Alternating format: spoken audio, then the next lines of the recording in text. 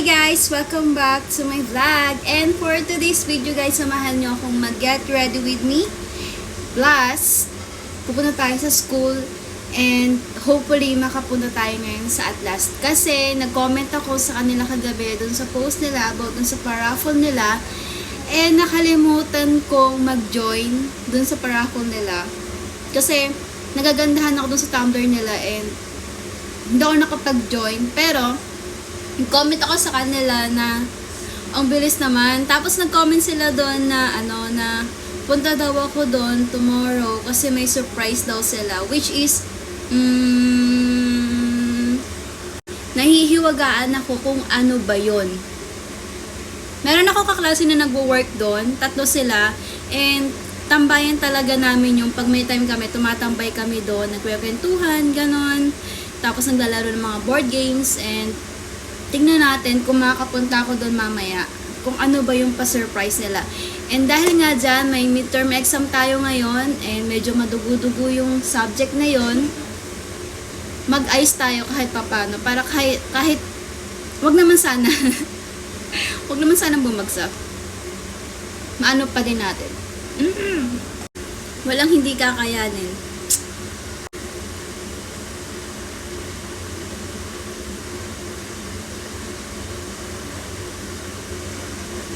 Sunscreen! Alam niyo naman guys na ito yung ginagamit kong sunscreen palagi. Maglalagay tayo ng sunscreen kasi kailangan talaga natin to. Tapos blend lang natin. Pagkatapos, konting powder para lang hindi tayo ganun magkaroon ng oil sa mukha. Maglalagay lang ako nito para nakalimutan ko na yung term dun. Pero kailangan talaga to. Bago ako maglalagay ng BB cream.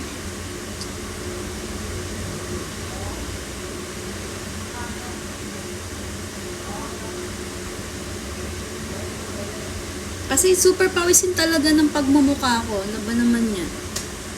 Yun pala guys, mapapansin nyo medyo parang ma-red yung face ko. Dahil nung isang araw, naglagay ako nito.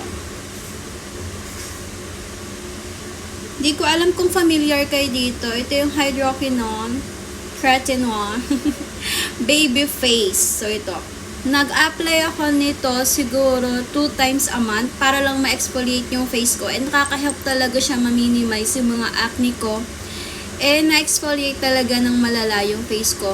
Without na nagpipil na sobra. Pero minsan, pagka gusto kong magpili yung face ko, ang ginagawa ko is 2 times a week ako naglalagay nito, then magpipili yung face ko. Nakaka-help talaga siya. Pero wag niyong aaraw-arawin kasi medyo hard siya sa face and lalo na sa mga sensitive skin, baka masunog yung balat nyo. Kaya, try nyo muna sa skin nyo kung pwede sa inyo to. Then, maglalagay lang ako ng konti nito para lang mabawasan yung yung mga red dito. Diyan sa pisngi. Then maglalagay din ako ng konti sa noo. Tapos sa ilong. Parang ito na rin ginagawa kong foundation. Pero konti lang kasi super pigmented nito. Pag nasobrahan ka, baka magmukhang espasol yung pagmumukha mo. Ito, from YOU to You. SPF 40 na rin siya, kaya goods na goods to. Ang shade na napili ko is yung vanilla. Yeah. Blend lang natin. Ito lang, dinadab-dab ko lang siya. And for my eyebrows, ito yung ginagamit ko. Ito siya, matagal na siya sa akin. Actually, super tagal na nito. Ginaganyan ko lang siya sa kilay ko. Pag ayoko ng super kapal na kilay, ito yung ginagamit ko. And then, para sa ating blush, eto, konting-kontian lang talaga natin. Kasi last time, di ba, nagmukha akong hotdog. Ganyan lang. As in, super konti lang talaga kasi super pigmented nito. Tapos, i-blend na lang natin siya. Blend, blend, blend, blend. Diba? Ang ganda niya. Super ganda nito. Dinalagyan ko lang yung eyelid ko. Then, blend ulit sa kabilang side. Then, sama natin yung ilong. Ganun. Sama natin yung ilong ba. Dahil parang bet ko ngayon mag-mascara, curl muna natin yung ating eyelash. Eyelash. Super haba kasi nitong pilik mata ko, guys. And, mabilis siyang bumaba kahit lagyan mo siya ng mascara. Yan. Bumababa din siya agad. Then, ito pa rin yung ating mascara from Maybelline. Ito lang yung ginagamit ko. And matagal na rin siya sa akin. Isang taon na ata to sa akin. Matipid naman akong gumamit ng mascara kasi hindi naman ako palagi nagmamaskara. Pag sinisipag lang talaga ako.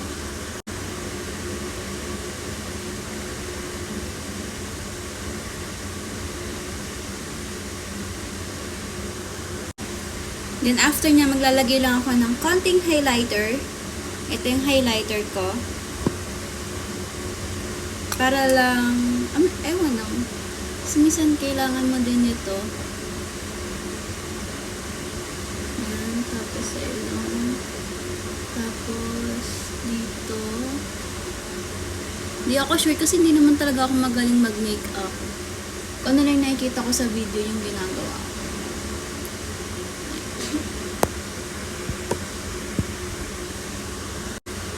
As for my lips, guys, ito lang palaging ginagamit ko.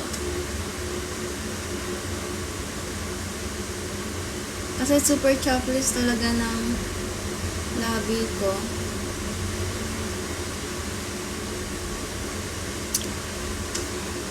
Ito lang palagi yung itsura ko pag sinisipag-sipag talaga ako. Pero pag tinatamad ako, wala akong mascara, wala akong highlighter, yun lang.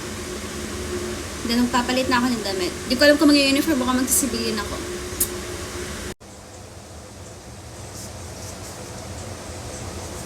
Ito nga pala yung napili kong outfit. Parang gusto ko mag all black ngayon.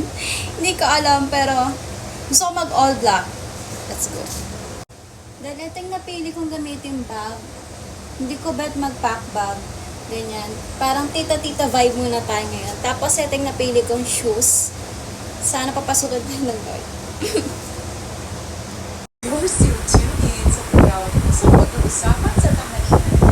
This is exclusively Expression. Nagalit, narisa disquality. Ha? Pag-uwi na pag-uwi na. Porket na una-una ka, kasi nalili mo kami ngayon. First po pala naming natapos. Excited na sa pa-surprise ng last. Hindi kaya yun. M&M lang yun, te. What? Meron ako talaga. Surprise ako sa exam. Basta ikaw. Bawarsak si Mama.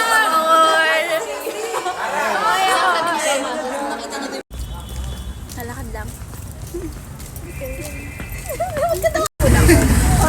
Punta na kami sa Atlas. Namili pa siya ng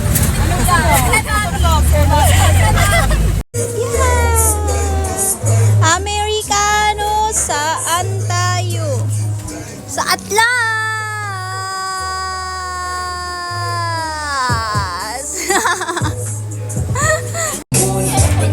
Ano kaya yun?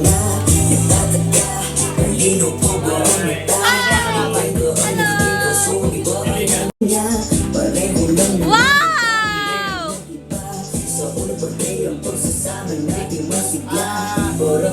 Ito? Sure? Thank you! Thank you! May tumbler ako!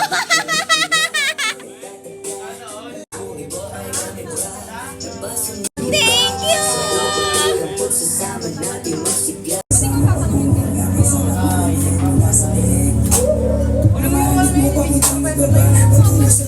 you!